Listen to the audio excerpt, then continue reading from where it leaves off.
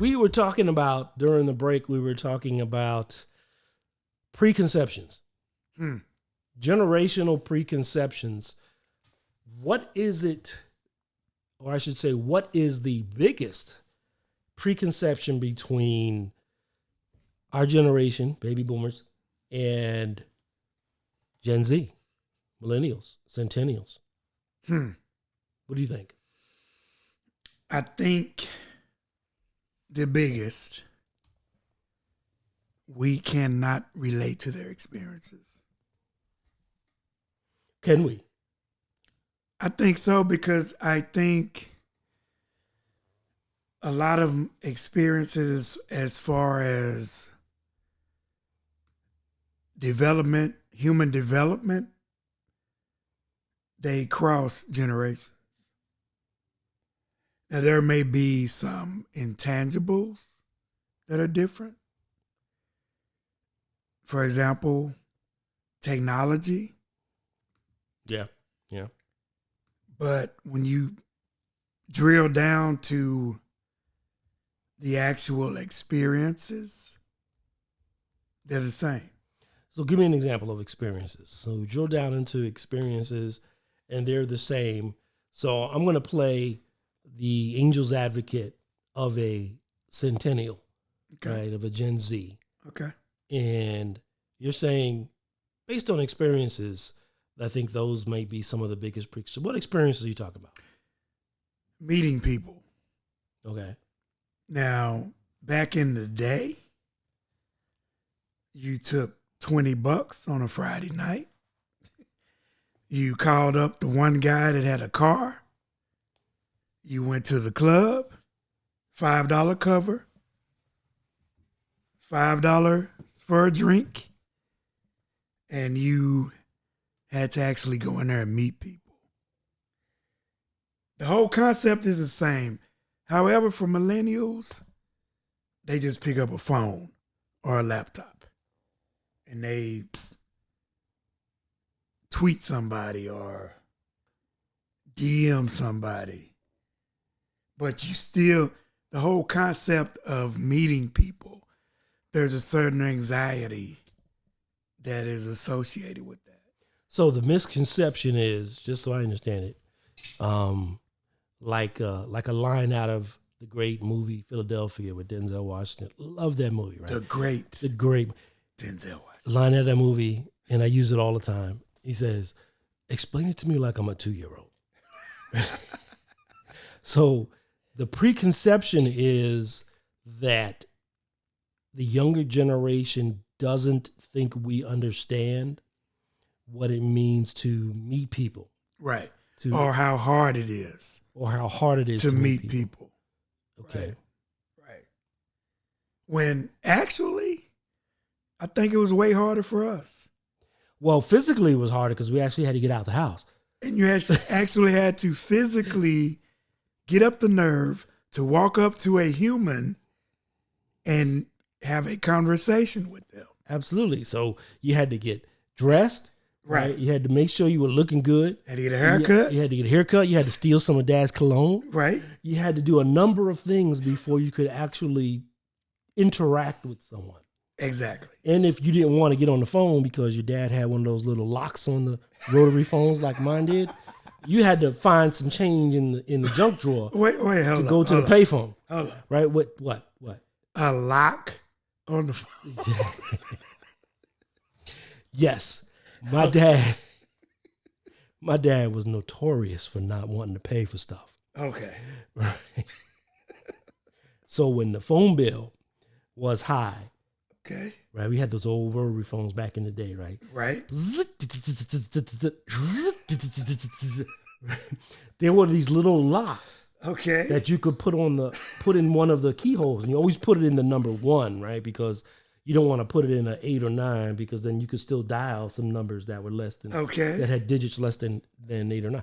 But yeah, a little lock. It was like a bicycle lock almost, but it went into the hole where you stuck your finger.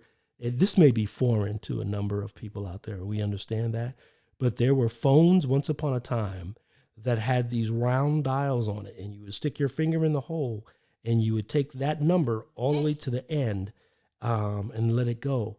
And that's how you dialed the phone. You didn't push buttons, right? You didn't have speed dial, right? You didn't have any. You had to have what's called a rotary phone. Look that up. Rotary phone. And it made this noise where you hit the number and you moved it to the right, zip. And then when it went back, it went. Anyway, you take a lock, you put it in that hole, and you lock it so that the phone would. We are completely off subject right now. But yeah, my dad had a lock on the phone. Wow. Yeah, he didn't like paying for anything. Wow. And if we were on the phone too much, he locked the phone. Wow. That's all I can say. It was like he was hardcore. It was like prison, man. You only get one call a day. Right? You get 5 minutes on the phone. Did you have to pay? No, we didn't have to pay, but we did have one phone. Right? We had one phone that was in the kitchen, so it was no going in your room and making a call on the DL. You know, it was like you were in front of everybody making this call. So anyway, that's what it looked like. Everybody. There you go. There it is. You see that? The lock on the phone. We had one of those. And matter of fact, I think that was my phone. I think this picture came from my household that was on my counter back in the day. Now, you millennials might not even know what that is. Yes. That's a phone. A rotary phone.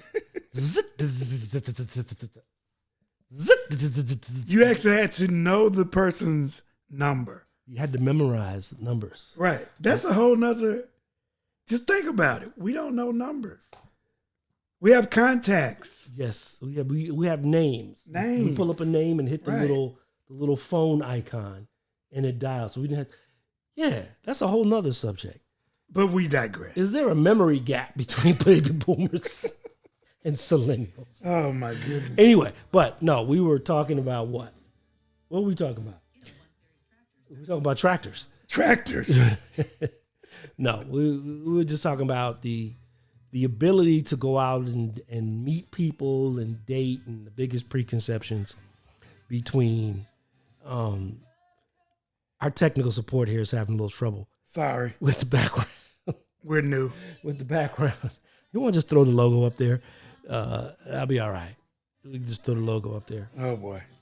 There we go. Here we go. Now we're back on track. We said before we were easily distracted. Easily. Very easily distracted. Shiny objects Shiny get us objects, every time. Things that light up.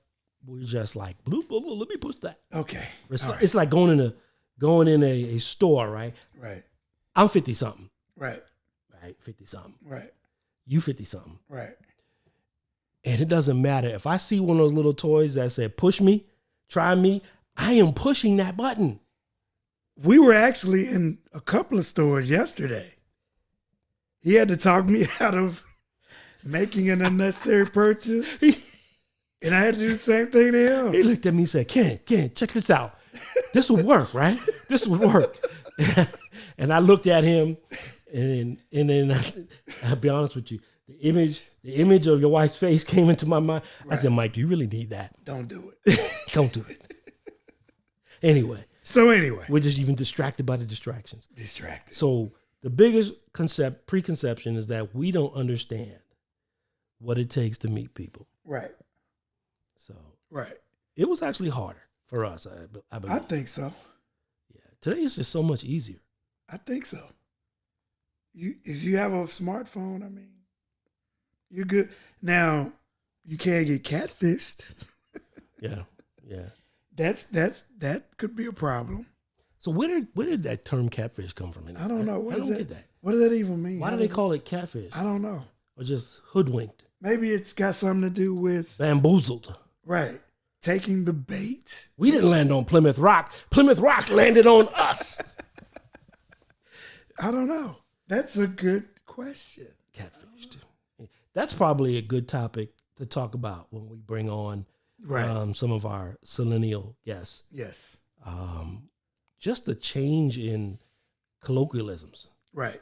You know, my daughter told me about something like swag. When you're talking about someone, it's like you say they're jonesing. Swag. Or they're no, not jonesing, josing. What does that mean? I have no idea. And so I jokingly say it to her sometimes, and she says, that doesn't make any sense. Josing? Josing. Josing. You josing. Okay. All right. Okay. All right. You're going to have to explain that to me. When my daughter comes on, I don't have a clue. We got to figure out what josing means. Maybe it's kind of like high-siding back in our day. Have you heard that term? Never. High-siding? High-siding. Maybe that's a Texas, Dallas term. Never heard that. What does that mean? Basically running game. Running game. You high-siding, bro. You high-siding. Stop high-siding, man. Okay. For me, it was like you jerking me around. You playing me. Well, you from New York. Yeah. You know, we weren't as sophisticated. High-siding. It's too much. Not high-siding.